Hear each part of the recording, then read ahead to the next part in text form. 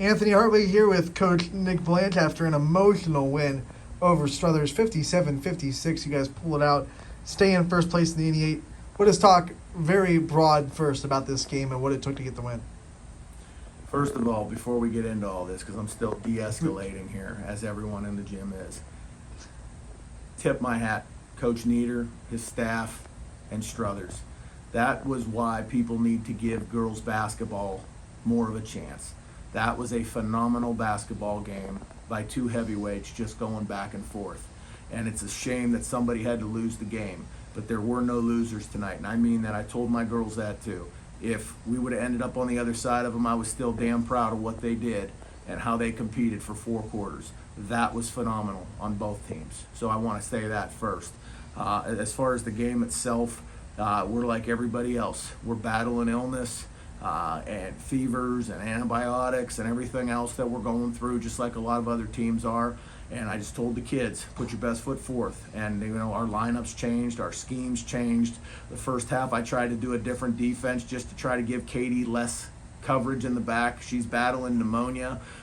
So she's finally been fever-free for 24 hours, and she had to miss, several days, our last game, and she just wanted to be a part of it. So I tried to find a scheme for her to be a part of it and, just make them shoot from the outside. And they did. And, of course, they made everything.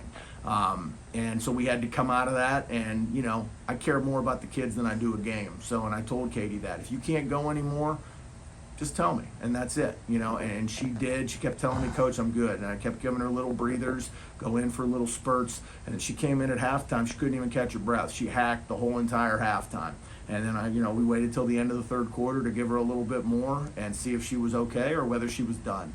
So, like I said, just when you have kids that give so much to each other and to a program, you're bound for success. There's no other secret to it. These kids don't want to miss anything.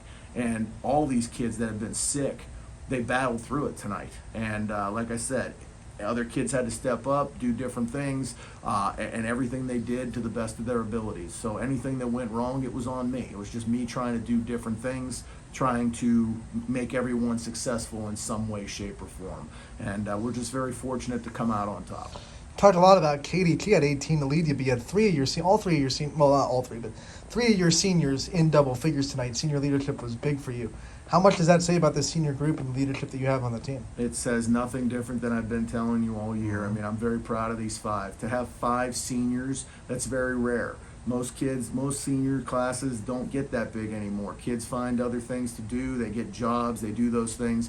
And this is the biggest senior class I've had in a while. These kids come every day. They set a good example. They've been great leaders for these underclassmen, and they've really meshed well with these younger kids.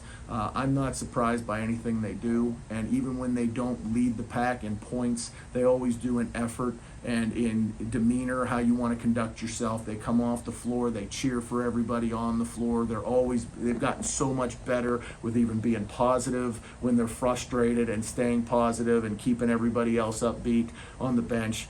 I couldn't be more proud of what everybody's doing on the team, led by these 5 seniors.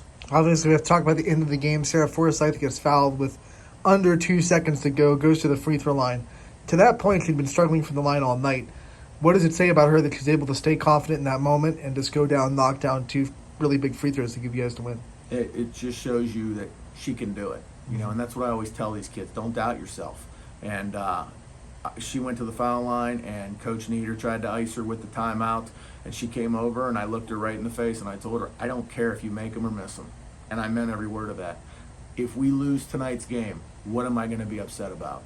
And what the players need to always realize is the last play of the game doesn't win or lose you the basketball game.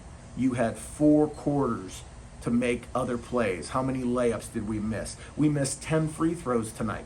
We were 9 of 14 at halftime. We ended up missing 10 total on the night. What about those free throws? If you make just one of those, Sarah has no pressure, and she has 2 opportunities, to win a basketball game for us. But let's talk about Sarah.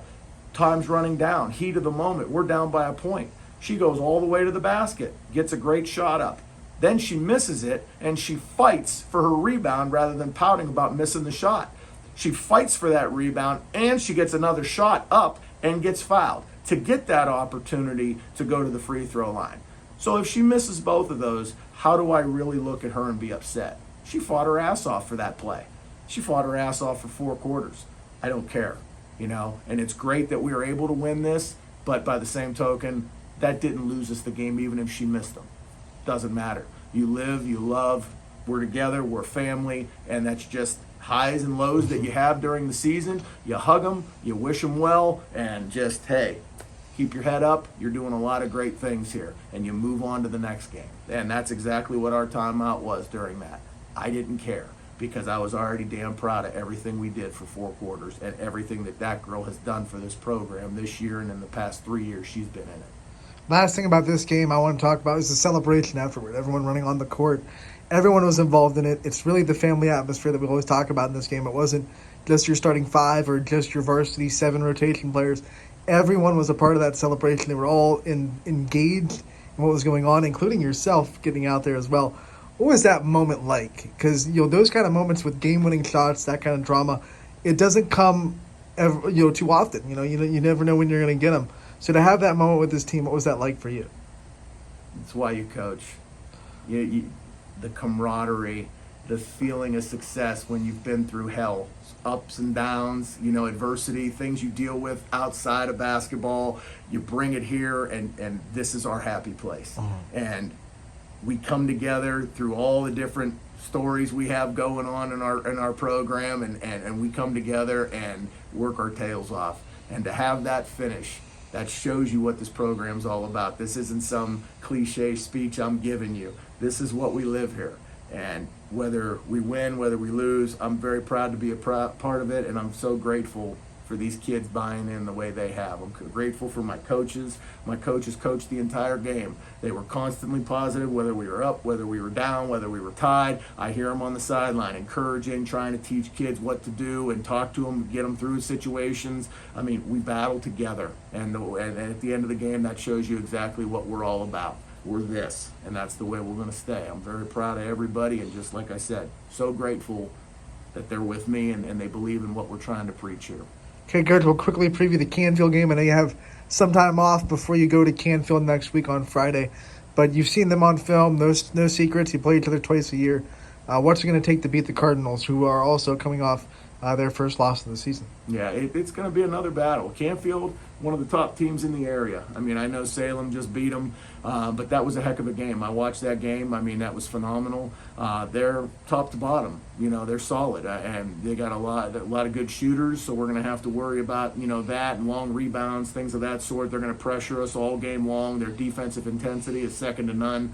So we got to be ready to go. But most importantly, we got to enjoy our Christmas here, get healthy, and just enjoy the process here. But it's going to be another great game, and hopefully some people in the communities get out there on a Friday night, primetime game, and get out there and watch another great girls basketball game. All right, Coach, have a Merry Christmas. Thanks for the time. Congratulations on the win. Merry Christmas, and thank you for all you do.